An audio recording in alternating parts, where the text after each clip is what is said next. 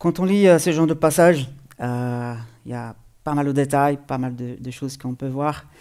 Mais ce que j'avais eu à cœur, parce que du coup, c'était pas moi qui devais prêcher aujourd'hui. On a eu un souci avec Alex, il est tombé malade. Et comme ça, je me suis dit, mais Seigneur, qu'est-ce que je vais apporter? Il n'y avait pas rien préparé. Et samedi, Dieu m'a donné cette parole parce que j'avais à cœur déjà quelque chose. Peut-être c'était la volonté de Dieu. Qui sait? Et puis, cette parole, je la connaissais déjà. Hein. Et puis, c'est un épisode assez intéressant. Ici, David est dans cette ville, Tsiglag. C'est très compliqué de la prononcer, mais c'est comme ça. Il fuyait encore Saül. Il était en fuite, il était avec sa bande de 600 hommes qu'il a suivis parce qu'il fuyait Saül, le roi. Il attendait le bon moment que Dieu va le mettre sur le trône.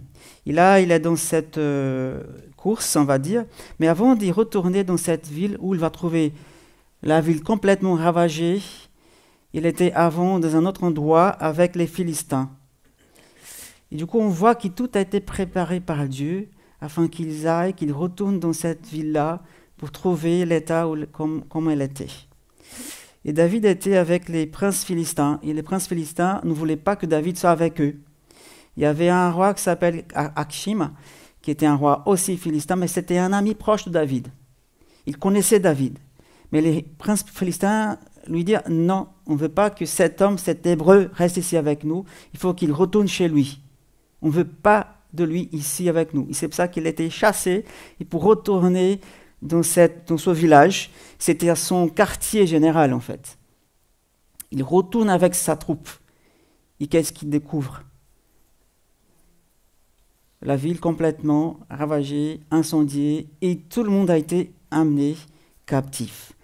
Ces femmes, les enfants, de tout le monde, de tous ces guerriers qui étaient avec David. Imaginez la situation qui vous rentrez chez vous, et votre maison a été brûlée, tout a été incendié, il n'y a plus rien. Et si vous aviez des enfants, ils étaient aussi amenés en captivité. Imaginez la situation de David, et en plus de sa troupe. Là, quand on voit ces genres de situations, on se dit, qu'est-ce qu'on doit faire? Qu'est-ce que je dois faire? Qu'est-ce que je peux faire quand les choses nous dépassent? Quand les choses semblent qui sont perdues, qui c'est fini, quand nous sommes face à l'impossible, à l'incertitude, au doute, quand nous sommes face à une montagne infranchissable. Qu'est-ce qu'on fait quand nous n'avons plus de force? Et en plus, il n'y a plus de foi. On est anéanti parce que la situation, c'est dur, c'est très très compliqué. Et là, nous avons un choix à faire quand on est face à ces genres de situations. Soit on va se plaindre tout le temps, soit on va s'asseoir et pleurer, sangloter, soit on va crier, soit on va se calmer et chercher des réponses, chercher une solution. Il faut choisir. Soit on se laisse plonger dans l'incrédulité, dans l'amertume, dans le désespoir, soit on reprend courage, comme nous disait Sandra que David l'avait fait. Il a repris courage face à la situation. Quand il dit qu'il a repris courage, ça signifie qu'il a regardé en arrière. Il a vu tout ce que Dieu avait fait dans sa vie, c'est-à-dire il a nourri sa foi. Il a essayé quand même de remonter sa foi, il a repris courage. Et les hommes de David, on voit qu'ils voulaient autre chose. Les amis, les compagnons de David voulaient quoi? Voulaient le lapider. Parce qu'en fait, c'était sa faute à lui. C'était à cause de David que toutes les maisons, toute la ville était ravagée, et leurs filles, leurs enfants, leurs fils ont été amenés captifs. C'est toi, David, le coupable. Et là, il se voit dans cette situation en plus. Et c'est pour ça que le verset 6 nous dit David fut dans une grande angoisse. En plus, ses affaires, sa famille étaient amenées, étaient brûlées. Et maintenant, mes compagnons veulent me lapider, me tuer, parce qu'ils disent que je suis coupable. Imaginez la la situation de David, où il se trouve. Comment on réagit dans ces genres de situations? On est attaqué de tous côtés. On est même accusé. Et les gens essaient même de nous lapider. Parce que c'est notre faute, c'est ma faute, disait-il. Mais le verset 6, toujours, mais David reprit courage en s'appuyant sur son intelligence, ses compétences, sa capacité. Non, il s'appuie sur l'Éternel. Il a bien dit son Dieu. Son Dieu à lui. Ce n'est pas les dieux des chrétiens, c'est mon Dieu. C'est le Dieu personnel. Et là, David choisit. Il choisit quoi? Il choisit de se souvenir de ce que Dieu avait déjà fait dans sa vie. C'est toujours comme ça. Quand on est en face des situations qui nous dépassent, il faut essayer de se souvenir de ce que Dieu avait déjà fait dans notre vie. Parce que s'il avait déjà fait quelque chose, il va faire toujours pareil avec nous, selon sa volonté. Et c'est comme ça que David, il reprend courage parce qu'il se souvient qui est son Dieu et qu'est-ce qu'il avait déjà fait dans sa vie. Verset 6, la fin, en se confiant en l'Éternel. David se souvient. Il y a plusieurs reprises, vous pouvez voir dans la parole, dans le psaume, bien sûr, on a plusieurs passages qui disent que David dit « Je me souviens de toi, Seigneur ». Et encore ici, dans 1 Samuel 17, 37, nous dit ceci, c'est David qui parle, « L'Éternel m'a délivré de la griffe du lion et de la patte de l'ours. Il me délivrera aussi de ce Philistin. » Il parle de Goliath. Il ramène dans son esprit ce que Dieu avait déjà fait dans sa vie. C'est pareil pour nous aujourd'hui. On se souvient, mon Dieu, il a fait hier ça, il a fait avant-hier ça, comme il a fait quelques jours avant dans la vie d'Emmanuel. Et dans votre vie, bien sûr, vous avez déjà eu des preuves que Dieu était là. Et David se souvient de Dieu. Encore Hébreux 13, 6 nous dit, c'est donc avec assurance que nous pouvons dire, le Seigneur est mon secours. Je n'aurai plus peur. Il termine en disant, que peut faire un homme dans ma vie? Que peut me faire un homme? Parce que Dieu est avec moi. Voilà que David choisit de s'appuyer sur Dieu. Mais ses amis s'appuient sur leur angoisse. Ils sont couchés par terre, ils pleurent, ils veulent lapider David. Alors, au lieu de se laisser se décourager, au lieu de se laisser remplir le cœur d'angoisse, de remplir l'esprit en disant « tout est perdu », ou alors quand on entend « t'es vraiment nul, tu ne veux à rien, tu ne te sortiras pas, c'est fini pour toi », au lieu de laisser toutes ces paroles nous envahir, nous appuyons en Dieu. Souvenons-nous de ce que Dieu avait déjà fait dans notre vie. Non, nous ne laissons pas ces paroles en disant « vous êtes trop petite, vous êtes trop petit, vous êtes insignifiant, vous ne pouvez rien faire ». Non, ça c'est des paroles, des mensonges de l'ennemi. Et je pense que c'est un moment vraiment que l'ennemi profite de notre fragilité et de nos faiblesses aussi. Mais Dieu nous dit, souvenez-vous de moi, je suis votre Dieu.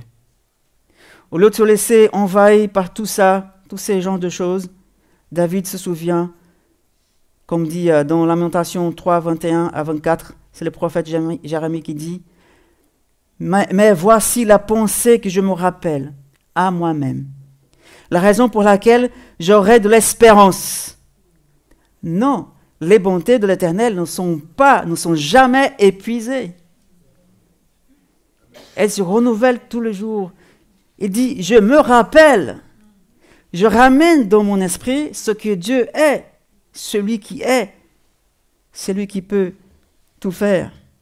Je me rappelle. Donc, face à une situation comme celle-ci de David et ses amis, même dans nos situations, des situations qui nous dépassent, souvenons-nous de l'Éternel, de notre Dieu.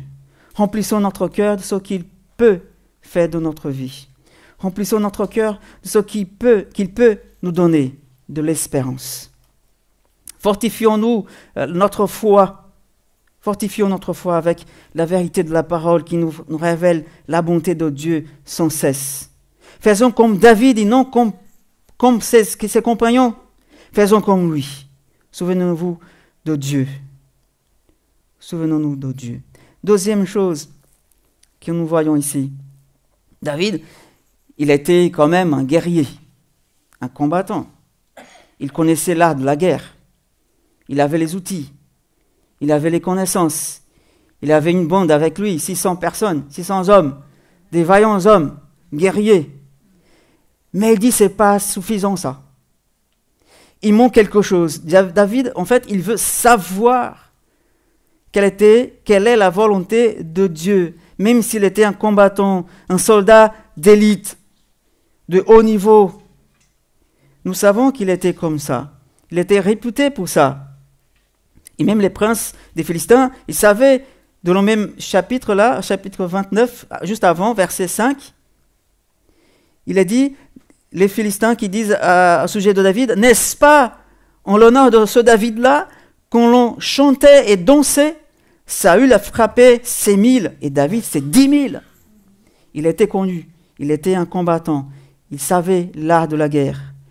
Mais alors David avait de l'expérience, de la connaissance, connaissait les batailles, les combats. Il avait à ce côté des hommes aussi vaillants, mais au lieu de prendre les choses en main, de faire comment il peut faire, parce qu'il savait, il connaissait les choses, il se souvient, non, je ne peux pas faire ça, même si je peux, même si j'ai les compétences pour ça, mais je préfère demander à Dieu. David ne s'appuie pas sur son intelligence. Il ne s'appuie pas sur lui-même, sur ses envies, ses désirs, ses projets, mais sur l'Éternel, son Dieu. Seul lui peut donner toutes les bonnes réponses dont nous avons besoin. Et à qui David demande? Il demande à Dieu. Il a pour faire ça, il demande au prêtre Abiathar. Verset 7, il dit au prêtre Abiathar, apporte-moi donc l'éphod, ou l'épode, comme vous voulez. Abiathar le lui apporta.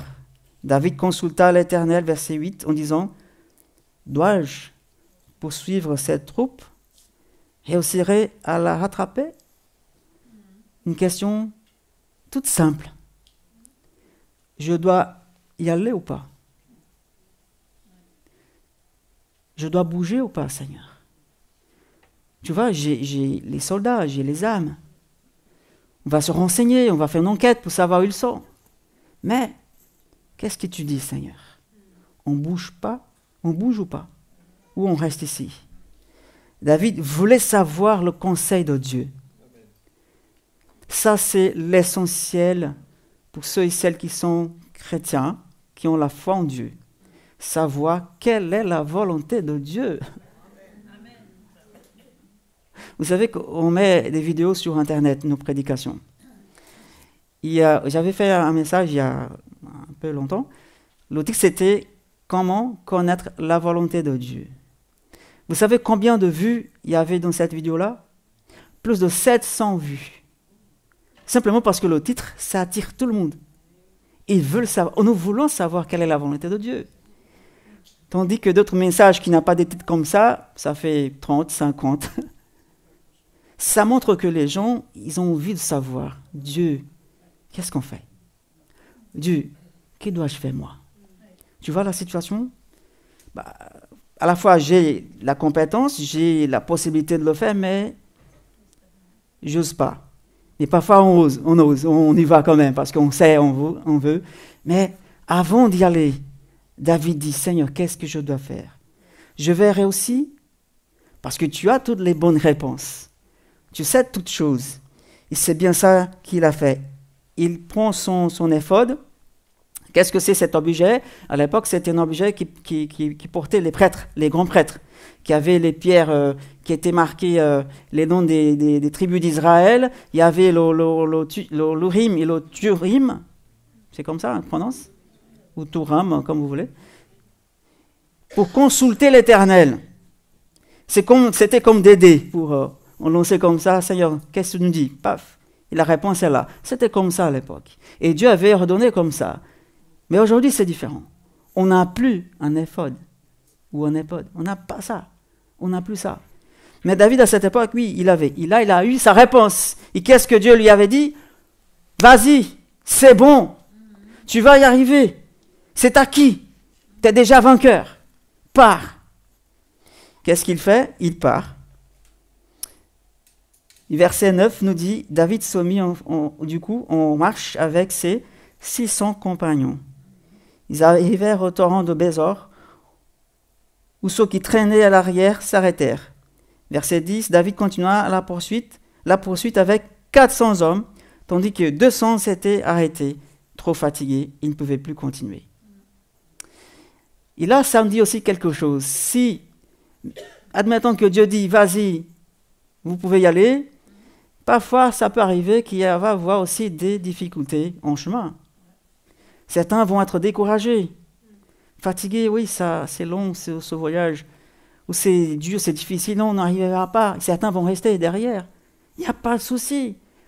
Parce que Dieu avait dit oui. Et même s'il va y avoir encore des obstacles, de difficultés, de soi-disant, ah oui, je pense qu'on ne va pas y arriver parce qu'on est moins maintenant. Mais Dieu avait déjà dit oui, vous pouvez y aller. Alors David, il s'en fiche, tant pis. Si vous restez, pas de problème, restez là. On va revenir bientôt. C'était comme Abraham qui montait la montagne avec son fils Isaac, qui avait dit à ses compagnons, nous revenons. Alors qu'il ne savait pas, mais par la foi, il a dit, nous revenons. Attendez-nous ici. Et du coup, ça est arrivé. Il est redescendu de la montagne avec la victoire. Et là, c'est pareil, mes amis, parfois il va y avoir de difficultés, même si Dieu nous avait dit oui. Qu'est-ce qu'on doit faire? Continuer. Parce que Dieu nous avait dit hier. Tu peux y aller, Joël. Et si demain je rencontre des difficultés, mais Dieu m'avait dit. Alors ça, peut-être c'est aussi nécessaire, cette difficulté, pour nous façonner encore plus. Alors, David, il a eu sa réponse. Cet éphod-là servait pour connaître la volonté de Dieu. C'est bien ça que nous devons faire des grands efforts pour savoir quelle est la volonté de Dieu pour nous. David, il a eu sa réponse. Il est en route avec ses amis. Et ces genres de questions, c'est toujours actuel. Hein, on pose toujours ces genres de questions. Seigneur, je dois faire ça ou pas? Nous voulons tous savoir si tel ou tel projet, telle situation, telle chose, tu acceptes, c'est bien ça ton plan pour nous. Si je dois changer de métier, si je dois changer de ville ou déménager ou pas, on pose toujours ces genres de questions. Et Dieu nous répond si on veut savoir. Mais certains vont dire, mais Joël, est-ce que je dois poser tout genre de questions? Est-ce que je dois avoir dans tous les sujets l'avis de Dieu? Non, pas forcément. Vous n'avez pas peut-être besoin de demander à Dieu qu'est-ce que vous devez acheter aujourd'hui pour manger ce midi. Seigneur, est-ce que je mange du poulet ou du bœuf aujourd'hui? Ces genres de questions n'ont pas besoin, c'est ça que je veux dire, vous voyez? Mais des choses essentielles qui ont vraiment un enjeu dans votre vie et de ceux qui vous entourent. Mais pas des questions tout simples, parce que Dieu nous a donné quand même un cerveau. Pour réfléchir, il choisit les couleurs, les odeurs, les goûts. Mais après, il y a des questions qui, voilà, il faut vraiment savoir quelle est la vie de Dieu. Ne faites rien sans avoir d'abord consulté l'Éternel. Nous faisons rien sans avoir eu une réponse, soit oui, soit qu'il va nous dire aussi non, ou soit il va nous dire pas maintenant. Attendez encore, vous n'êtes pas encore prêt. Tu n'es pas encore prêt. Mais voilà, Dieu, il nous répond toujours. Soit oui, soit non, soit attends. Je te prépare pour ça. Alors, connaître la volonté de Dieu, c'est la chose la plus importante pour tout chrétien. Oui, parce que nous ne voulons pas passer à côté de quelque chose sans Dieu. On ne veut pas non plus partir sans lui, sans son accord. Encore une chose ici qu'on voit, David était habitué à toujours demander conseil à l'Éternel. Et voilà, au lieu de se laisser abattre, de s'asseoir et pleurer, il consulte l'Éternel. Et son fils a appris la même chose à Salomon. Il écrit en Proverbe 3, versets 5 et 6. Il dit ceci, « Confie-toi à l'Éternel, en l'Éternel dans tout ton cœur, et ne t'appuie pas sur ton intelligence. Reconnais-le dans toutes tes voies, il rendra tes sentiers droits. » Son fils a appris aussi comme son père. Il ne faut pas qu'on s'appuie sur notre compétence, intelligence, capacité de faire ci, faire ça, mais simplement attendre la réponse de Dieu. Et c'est comme ça que David avait eu sa réponse. Il a consulté l'Éternel par cette époque. Mais aujourd'hui, on n'a plus ça. Quels sont les moyens qu'on a pour consulter Dieu? Consulter sa volonté? Comment vous faites pour savoir quelle est la volonté de Dieu? Nous avons un effort aujourd'hui, ou plusieurs. On a déjà le Saint-Esprit. C'est lui notre effort suprême et ultime. On a aussi la parole de Dieu qui nous conduit aussi. Elle nous parle, elle nous révèle les choses, les principes de Dieu, qui il est, comment il agit. Et on a aussi les habitudes. On dit les disciplines spirituelles, la prière, le jeûne. Tout ça sont les efforts qu'on a. Le Saint-Esprit, la parole, la prière et le jeûne. Veux-tu savoir quelle est la volonté de Dieu? Sois discipliné. Soyons disciplinés. Cherchons, comme on disait tout à l'heure, l'Esprit Saint, afin qu'il nous conduise vraiment sur la bonne voie, afin qu'on soit vraiment sensible à ce qu'il veut qu'on fasse, afin qu'on puisse faire des bons choix, vous, toi, dans ta vie. Et Dieu, il est au courant de tout. Il connaît tes besoins, tes envies, tes difficultés. Et là, on ne sait pas non plus combien de temps s'est passé après qu'il a posé la question à Dieu. Est-ce que c'était à l'instant qu'il a eu sa réponse? Est-ce que c'était le lendemain ou une semaine après? Ce n'est pas précis, mais à mon avis, c'était rapide. Parce que la situation, c'était quand même compliquée. Il fallait rattraper les hommes qui ont été passés dans cette ville-là, qui ont tout amené. Mais on ne sait pas. La chose qu'on peut dire ici, combien de temps, Joël, je dois attendre quand je pose la question à Dieu? Le temps qu'il faut. Simplement ça. C'est comme David disait souvent, je prie, j'attends. Combien de temps? Le temps qu'il faut. On attend que lui, il nous parle. Voilà, nous avons la prière, la parole, l'Esprit Saint, le jeûne. Et là, mes amis, on va entrer dans une phase dans l'Église. Vous savez bien, on est en démarche déjà, on a commencé comme ça, soudain, le projet du bâtiment. Et c'était cette semaine, en réfléchissant à tout ça, que Dieu m'a parlé par cette parole-là. Et d'autres aussi. C'est lié. C'est pour ça que je vous apporte ça, c'est pas pour forcer les choses, mais c'est parce que je crois que Dieu m'a parlé et le Saint-Esprit m'a conduit dans cette parole, dans cette perspective de chercher la volonté de Dieu, d'attendre sa volonté, d'être des enquêteurs de la volonté de Dieu, chercheurs de la volonté de Dieu. Et je crois qu'il y a beaucoup de défis devant nous. Et je crois qu'il est temps, comme disait quelqu'un dans la prière, il est temps d'aller vraiment, pas que de paroles, plus loin. Ça fait longtemps qu'on prononce ces paroles ici. Il faut qu'on aille plus loin, il faut qu'on aille plus loin. Mais alors, on ne bouge pas. Eux, ils ont bougé. Après qu'ils ont eu la réponse de Dieu, paf, ils sont en route. Même s'ils ont rencontré des difficultés, mais ils ont continué. Alors je pense que, mes amis, il faut qu'on bouge, vraiment.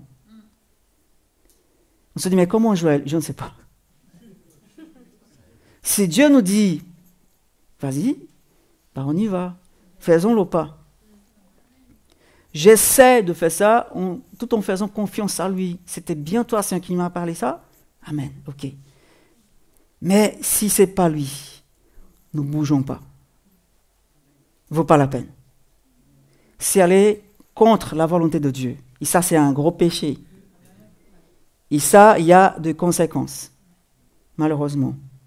Troisième chose qui, ce récit me parle personnellement, c'est de ne pas se laisser décourager. On a vu, il y a quelques difficultés. Ils arrivent chez eux, tout est rasé, brûlé, incendié, emmené en captivité. Ça signifie que dans la vie d'un chrétien, il va avoir des problèmes. On n'est pas dans une boule. C'est pas que les non-chrétiens, si je peux dire ça, qui subissent des situations. Parfois, c'est eux qui ont des bonnes choses que nous. Il y a des prophètes même qui se plaignent devant Dieu. Ben, Seigneur, les pécheurs, ils sont en pleine santé, ils n'ont rien de mal. Moi, j'ai subi pas mal de choses. Ça montre que même nous, les chrétiens, on peut subir des difficultés comme ça. Mais ne nous décourageons pas, parce que nous nous appuyons en qui? En Dieu, en l'Éternel. David est enfin en route avec ses 600 hommes, mais après 200 sont restés. Alors, si c'était moi à la tête de cette troupe-là, j'aurais peut-être dit, ben, ils sont découragés, ils vont nous décourager aussi. Non, il ne faut pas se décourager, même si certains sont découragés. Encore une fois, rappelons-nous, Dieu nous avait dit oui. Dieu les avait dit oui, vas-y David, tu peux y aller. Je te donne mon oui. C'est feu vert. Il n'est plus rouge. Tu peux y aller avec les tiens. Vous allez arriver à retrouver votre famille. En fait, dans toutes les affaires de Dieu, mes amis, Dieu, il veut une seule chose, que son nom soit glorifié. Et même dans toute cette fragilité-là, ils avaient peur, angoissés. Ils avaient moins de 200 personnes. Mais là, Dieu veut se glorifier même avec cette petite armée de 400 hommes. Ils étaient 600, maintenant 400. Et on se souvient de pas mal de situations c'est pareil. Avec Gideon, c'était pareil. Et Dieu, il est quelqu'un qui a de l'humour. Hein? Il rigole bien. Pourquoi? Parce que, en fait, comme dit la parole, 1 Corinthiens 1, 27 à 30, il choisit les choses folles pour confondre les sages. Dieu choisit toujours les petits, les insignifiants, pour rendre les autres qui pensent qu'ils sont quelque chose dans la honte. C'est comme ça que Dieu il travaille, pour manifester sa gloire. Et pour cela, il faut choisir des gens qui sont trop petits, qui n'ont rien. Qui sont rien pour le monde, et pour lui, ils sont tout. Ils sont sa richesse. Là, il parle de l'Église, il parle de toi, il parle de moi. Il nous a choisis, nous, les petits, si j'ose dire, les riens, ceux qui sont riens pour le monde, pour manifester sa gloire. Et c'est bien ça qu'il a fait aussi avec David. Parce que son nom, c'est le seul qui doit être glorifié. Pas parce qu'on a pu faire, parce qu'on a eu des bons contacts, parce que j'ai de la compétence, parce que j'ai un diplôme comme ça, parce que je sais bien parler, parce que je parle plusieurs langues. Dieu ne veut pas se servir de ces gens-là, de ce type de personnes qui se voient, qui se disent quelque chose. Non. Il veut de l'humilité. Il veut de l'humilité pour que son nom soit glorifié et que sa gloire soit manifestée. Et c'est bien ça qu'il veut faire à travers nous, à travers cette Église. Et quand Dieu il approuve ton projet, ce que tu veux faire, il va faire des choses incroyables. Et là, dans ce passage, il y a une chose incroyable. On se dit, mais non, c'est le hasard. Il n'y a jamais de hasard avec Dieu. En fait, verset 11, il dit qu'ils étaient en route, et là, il trouve quelqu'un, un jeune homme, perdu comme ça, en nulle part, tout seul, un jeune homme égyptien, qui était en fait au service des Amalécites, eux qui étaient passés dans cette ville qui ont tout brûlé, et lui, il est tombé malade. Et 3 jours déjà, il se errait dans le désert. 3 jours, sans rien manger, sans rien boire. 3 jours. Et là, on se dit, mais c'est quand même génial, cet jeune homme apparaît comme ça, parce que lui, il savait bien où se trouvait la troupe qui est passé dans la ville de David. Et toute la famille, tous les enfants. Et là, on se souvient de ce que la parole dit, que tout concourt au bien de ceux qui aiment Dieu. Et Dieu fait même un jeune homme tomber malade pour que David puisse le retrouver. Mais c'est ça. Ça me fait penser le jour que j'allais avec Andrea chercher une maison pour louer. Et comme par hasard, on tombe sous le propriétaire de la maison où habitait Christiane, que je suis aujourd'hui. Et on se dit, mais c'est pas possible. Oui, c'est possible avec Dieu. C'était le bon moment qu'il était là pour tailler les haies de la maison. Et on passe justement au même moment devant la maison, et alors qu'on ne devait pas passer dans cette rue. Je vous avais déjà raconté ce témoignage. Et c'est pareil pour ces jeunes hommes-là. Ils tombent malades, ils se mettent à dire non, reste ici, t'es malade, on ne peut pas nous occuper de toi. Et pendant 3 jours, ce jeune homme se balade, il erre dans le désert. Il a faim. 3 jours. Il a encore une chose importante, le chiffre 3. Il y a des chiffres dans la parole qui sont vraiment quand même importants. Et le 3, c'est très important. Il y a déjà la Trinité. Pourquoi ça? Tu forces un peu le passage. Mais je ne pense pas. 3, c'est pour dire que c'était Dieu qui a envoyé ce jeune homme. Que c'était Dieu qui l'a rendu malade même. En nous préservant la vie quand même. Hein. Il n'était pas mort. Il était quand même gardé et soigné par David, son armée. 3, c'est parce que Dieu veut montrer, je pense que c'est pour ça que la parole insiste sur le chiffre 3. On pouvait même enlever, ça ne ferait rien. Mais ça ajoute des choses, une couche, pour dire que c'est Dieu qui contrôle tout. Il avait dit oui avant, n'est-ce pas? Alors il va tout faire pour qu'ils arrivent au bout. Et même en faisant un jeune homme tomber malade. Ça nous arrive assez souvent.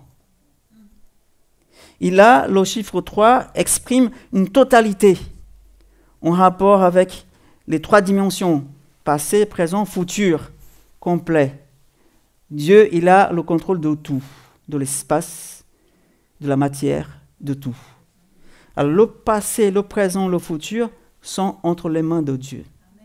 Et c'est pour ça qu'il peut amener ce qu'il veut pour accomplir sa volonté.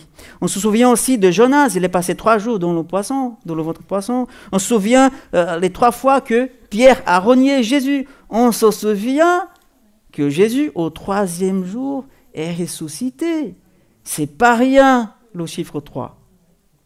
Il y en a plusieurs d'autres exemples, si vous voulez regarder dans la parole. C'est pourquoi encore, pour moi, c'est encore une confirmation que le plan de Dieu est en marche dans la vie de David. Pour dire, même si tu as trouvé des difficultés pendant la route, je te montre que c'était bien moi qui t'a parlé avant. Continue ta route. Voilà que je fais venir vers toi un jeune homme malade pendant 3 jours déjà. Mais elle est encore en vie. Vous voyez, dans le désert, sans rien manger, sans rien boire, qu'est-ce que ça peut faire? Le désert de l'époque, ce n'était pas comme aujourd'hui, mais bon, c'était le désert. Il n'y avait rien, pas de maison, rien. Il n'y avait pas de station de service. Il n'y avait rien, pas de buvette. Le désert, c'est ça, il n'y a rien. Ce n'est pas que la chaleur, ce n'est pas que le sable, mais il n'y a rien. Il n'y a personne.